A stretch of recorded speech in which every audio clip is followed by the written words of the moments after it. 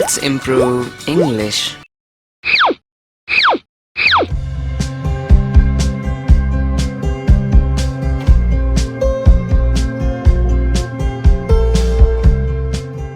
Hello everyone, welcome to Let's Improve English. Like always, I am going to improve your English through this video. Make sure to watch this video till the end because you're going to learn a lot of things from this video. We're going to translate some Hindi sentences into English. These sentences often confuse people. People often find such sentences confusing, and now you will learn how to translate them into English very easily without making so many efforts, without putting so many efforts. You will be speaking automatically and confidently. Just make sure to watch this video till the end. जैसे हमें कहना है, मैं तेरी बचकानी हरकतों से तंग आ गया हूँ. मैं तब से तेरी हरकतों को बर्दाश्त कर रहा हूँ. हरकतें, इसके लिए इंग्लिश में हम कैसे कह सकते हैं?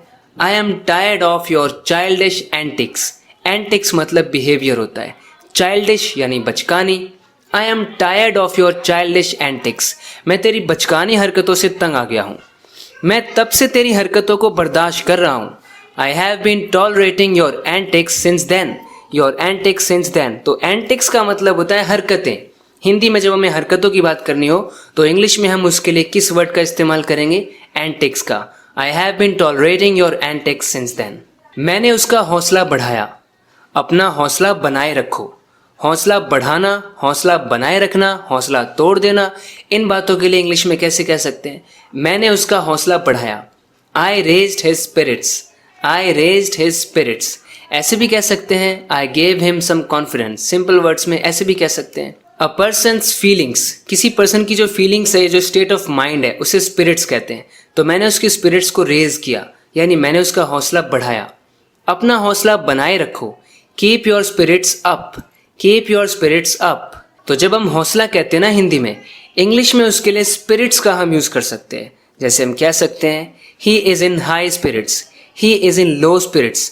जब हम कहेंगे he is in high spirits तो इसका मतलब होता है वो बड़ा खुश है, पूरा हौसला है उसके अंदर इस वक्त भरा हुआ. लो स्पिरिट्स में है तो उसका मूड ऑफ है, हार्ट लूज कर दिया है उसने और वो खुश नहीं है, हौसला नहीं है. He is in high spirits और low spirits. कुछ देर यहीं रहना. मेरे डर से वो यहाँ ज़्यादा देर टिकता ही नहीं है. किसी का कहीं पर टिकना या फिर वहीं पर रहना, इसके लिए इंग्लिश में हम स्टे कहते हैं. लेकिन एक फ्रेजल वर्ब होता है, बड़ा ही अच्छा होता है, stick around. Stick around here for some time. Stick around बहुत कॉमनली स्पोकन इंग्लिश में यूज़ किया जाता है. Stick around का मतलब होता है कहीं पर रुके रहना, कहीं पर टिकना. Stick around here for some time. मेरे डर से वो यहाँ ज़्यादा देर टिकता नहीं है. तो इसे इंग्लिश में कहेंगे He may be scared of me, so he doesn't stick around here much because of me. So stick around का मतलब होता है कहीं पर टिकना, रुके रहना. तुम्हें तो अब शक करने की आदत हो गई है. मैं तुम्हारी रोज़ की इन बातों से तंग आ गया हूँ. इन्हें इंग्लिश में कैसे कह सकते हैं? शक करने की आदत हो गई है. You are used to suspecting now. You are used to suspecting now. यानी तुम्हें अब शक करने की आदत हो गई है. शक करना यानी सस्पेक्ट करना. Used to होने का मतलब होता है किसी चीज़ के आदी होना, किसी चीज़ की आदत होना. You are used to suspecting now. मैं तुम्हारी रोज़ की इन बातों से तंग आ गया हूँ.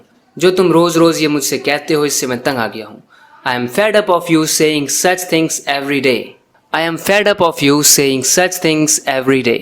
यानी जो तुम रोज़ ये बातें कहते रहते हो मुझसे, इन सब से मैं तंग आ गया हूँ. I am fed up of you. Fed up of something or somebody. इसका मतलब होता है किसी से पक जाना, किसी से तंग आ जाना. फ्रेंड्स, आप ये मत देखिए कि 10 सेंटेंसेज है कि 12 सेंटेंसेज है, लेकिन हमेशा हर एक स्लाइड में मैं आपको कुछ नया सिखाने की कोशिश करता हूँ. कुछ फ्रेजल वर्ब्स, नई वोकैबुलरी, इडियम्स, फ्रेजेस, इनसे मैं आपको रूबरू करवाता हूँ. भले ही आपने कुछ वोकैबुलरी और फ्रेजेस पहले से ही सुनी हो, पहले से ही आपको पता हो, लेकिन इन वीडियो लेसन्स की हेल्प से आप उनको और ज़्यादा अपनी एक्टिव वोकैबुलरी में ऐड कर पाएंगे और ज़रूरत आने पर उनका यूज़ कर पाएंगे. क्योंकि अक्सर ऐसा होता है कि वर्ड्स और फ्रेजेस लोगों को पता तो होते हैं पर राइट टाइम पे वो यूज़ तो करते नहीं हैं. तो अगर आप वीडियोस को देखते रहेंगे, इन सेंटेंसेस को देखते रहेंगे, तो आप वो फ्रेजेस और वोकैबुलरी बहुत अच्छी जो है उससे आप रूबरू होते रहेंगे और उनकी प्रैक्टिस करते रहेंगे और इस तरह से आपकी स्पोकन इंग्लिश इंप्रूव होती रहेगी. इस चैनल पर बहुत सारे वीडियो लेसन्स हैं. प्लीज़ आप उन वीडियो लेसन्स को ज़रूर देखना, आपको बहुत फ़ायदा होने वाला है. मैं अपने ही नहीं, आपके भी फ़ायदे की बात कर रहा हूँ. आपको बहुत फ़ायदा होने वाला है. वीडियो लेसन्स देखिए, बहुत कुछ आपको मिलेगा. पागलपन की भी एक हद होती है यार. पागलपन की भी एक हद होती है। इंग्लिश में कैसे कहेंगे? There is a limit to madness as well.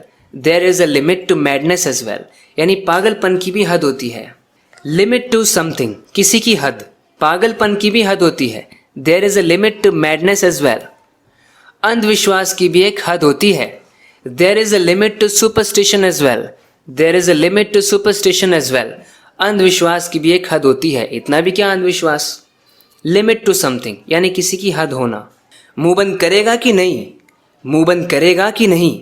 जब हम किसी से गुस्से में ऐसे कहते हैं कि अपनी बोलती बंद करेगा कि नहीं, अपनी बोलती बंद करेगा, अपनी चोंच बंद करेगा, मुंह बंद करेगा, जब ऐसे गुस्से में कहते हैं ना, तो इंग्लिश में हम ऐसे कह सकते हैं, विल यू जिप इट और not? Will you zip it और नॉट? सिंपली हम ऐसे भी कह सकते हैं, विल यू शट अप और नॉट, या फिर विल यू जिप इट और नॉट? अपनी चोंच बंद करेगा कि नहीं? विल यू जिप इट और not? Let's look at another example. बोला था ना, जब मैं पूजा करूं तब अपना मुंह बंद रखा करो, बोला मत करो, कुछ मुंह से फूटा मत करो। I told you to zip it while I pray. I told you to zip it while I pray. तो ये जब हम गुस्से में होते हैं ना, और ये इनफॉर्मल है, फॉर्मल नहीं है, ये ऐसे कहना नहीं चाहिए, ये रूड लगता है। तो रूड जब ऐसे हो रहे होते हैं, जब गुस्से में होते हैं, तब ऐसे कहते हैं zip it. I told you to zip it. मैंने बोला था ना कि चोंच बंद रखा कर जब मैं प्रार्थना करूँ, प्रे करूँ। तो जब ऐसे गुस्से से में आके कहते हैं ना, तब कहते हैं zip it. I told you to zip it while I pray. उससे बहस करना मेरे बस की बात नहीं भाई, मेरे बस की बात नहीं। तो जब हम ऐसे कहते हैं ना, मेरे बस की बात नहीं, कह सकते हैं I can't bring myself to argue with him. If you can't bring yourself to do something, that means you find it very difficult to do and you can't do it. I can't bring myself to argue with him, यानी मैं उससे argue कर ही नहीं सकता हूँ, मेरे बस की बात नहीं है। हम ऐसे भी कह सकते हैं, it's not in my power to argue with him. It's not in my power to argue with him. या फिर I don't have the courage to argue with him. I can't gather the courage to argue with him.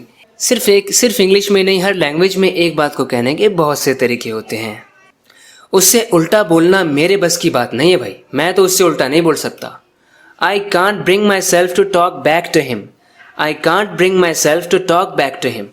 यानी मैं उससे उल्टा नहीं बोल सकता। मैंने आपको पहले ही बताया था, if you can't bring yourself to do something, that means you find something very difficult to do and you can't do it.